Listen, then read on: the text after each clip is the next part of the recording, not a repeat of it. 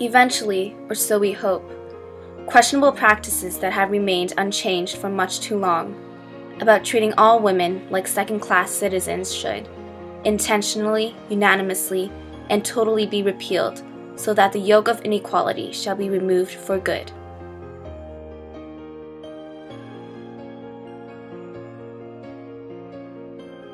Article 2 of the Universal Declaration of Human Rights states that everyone is entitled to all the rights and freedoms set forth in the Declaration, without distinction of any kind. This includes sex, or gender.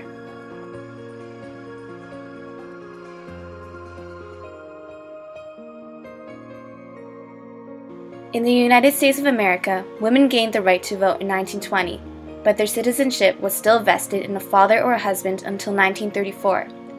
Some utopian societies have even claimed that there is something inherently inferior having a female body and producing offspring. This could have been the root of gender inequality. In the late 1960s, new women's movements emerged in Canada, rejecting inequality and actively speaking up for their own rights, making women's inequality a public problem. The revolution of gender equality happened so fast that it seemed to be over before either side could find its way to the barricades, says Gail Collins, an American journalist and author. Although gender equality between men and women has certainly improved over the last century, the oppression of women has left a mark, still lingering about in our world today. In the society that we live in, women experience inequality in pay. They earn 17.6% less than their male counterparts, and there are fewer women in high status or power positions. Statistics show that companies with a female board representation outperform those who have no women on their board, and that businesses that include females in leadership do better than those who do not. Women are suffering from an ambition gap, also known as the glass ceiling, when it comes to careers.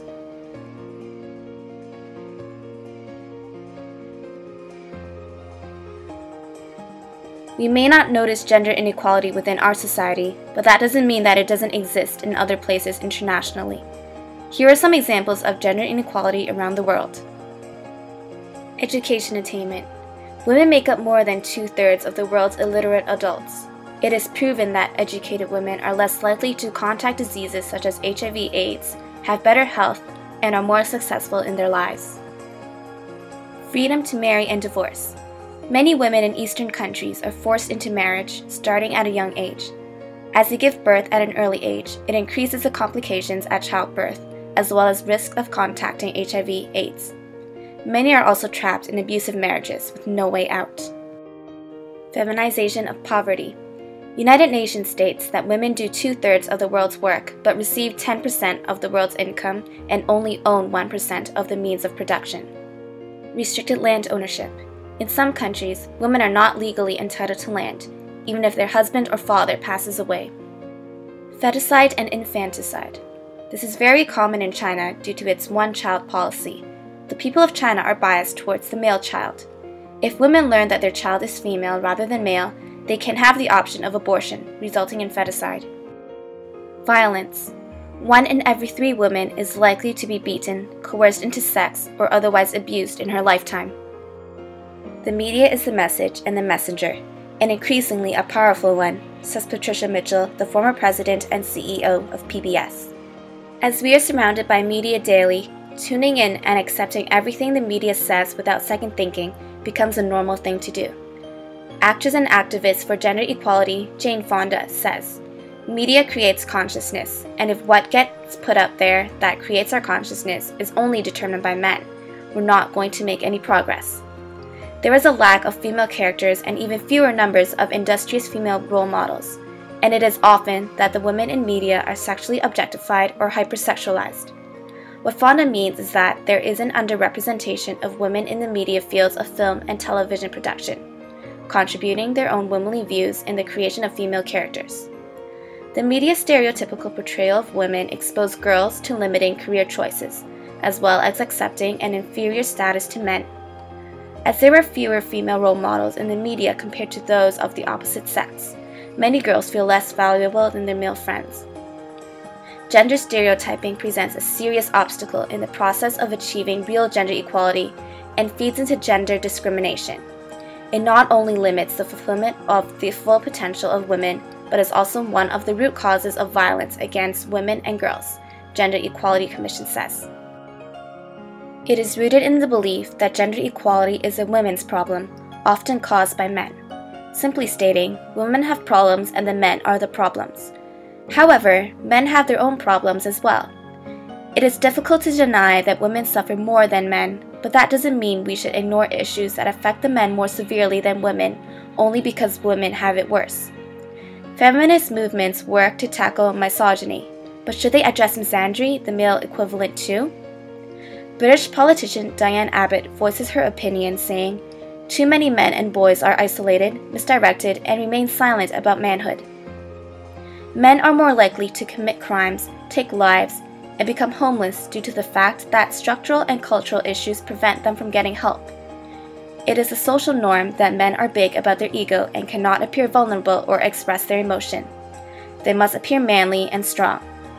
There are far more men in prisons than women, as they are more prone to violence, crime, or drug use, and must even carry out longer sentences than the women's.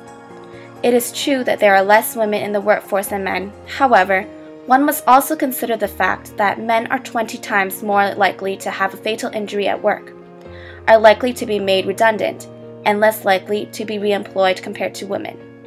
In a sense, this balances things out in the terms of gender equality within the workforce. These gender roles and equality issues are made well known to the entire world through different forms, some through television and internet, others through novels with which the readers can connect with and also learn something about other societies. Handmaid's Tale talks about how the women of Gilead are treated, especially the handmaids, whose bodies are used as political instruments. They are treated as two-legged wombs, sacred vessels, and ambulatory chalices, as well as a national resource, as the birth rate in Gilead shows a serious decline and the white human race endangered. They are merely treated as an asset for this society to grow and continue, not as an individual human being. The people of Gilead do not care if their outsides become hard and wrinkled. As long as their ovaries are viable, the handmaids will have a place in the Gilead society. The women who are handmaids are dehumanized, as they are forced to have sex with their commander, the man of the house, in order to produce children. No love, no intimacy, and no privacy are present in the sex ceremonies. Sex is impersonal. Without the womb and viable ovaries, women are nothing. In our current society, it is an insidious assumption that women should have children after marriage, and are very much encouraged to do so. It seems as if the only way to complete life is through procreation. In The Trophy Bride's Tale, women are not treated as individuals either. Both in this book and Handmaid's Tale, the worlds are ruled by repression, restriction, and an obsession with producing male heirs. Similarly, The Trophy Bride's Tale takes place in medieval Italy, when women had no rights and were sold into arranged marriages without a thought to their emotional well-being. These women have limited freedom and virtually no privacy at all. In The Great Gatsby, the story focuses not only on females, but also men, and how they treat the women unfairly. Tom Buchanan is arrogant and abusive, a true brute of a man, as his wife Daisy claims, and to top it off, he has an affair with Myrtle Wilson. In the scene where he buys her a dog, he calls it with its negative connotation, a bitch. This remark of his shows that Tom displays little respect for the female sex. The superior figures in the 1920s at the time were the white, upper-class, educated, heterosexual men. However, many of them may not be as superior as they seem when you get to know their real personality. This applies to the women of The Great Gatsby as well. When Nick meets Daisy and Jordan Baker, they are on an enormous couch, buoyed up, both in white dresses, which were rippling and fluttering.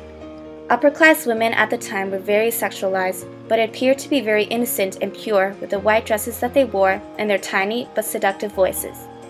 As the males at the time were the dominant, superior people in the society, women often felt diminished compared to their male counterparts.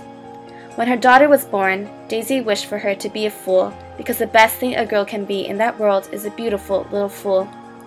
She is subtly stating that women like her during the 1920s does not need to value intelligence, but instead conforms to the societal expectations of women to avoid problems.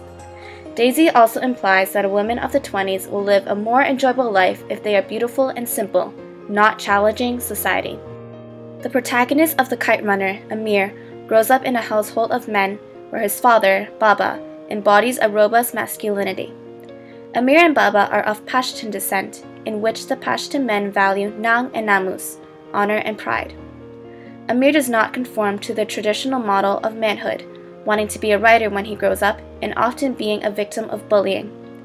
As Baba told him, a boy who won't stand up for himself becomes a man who can't stand up to anything.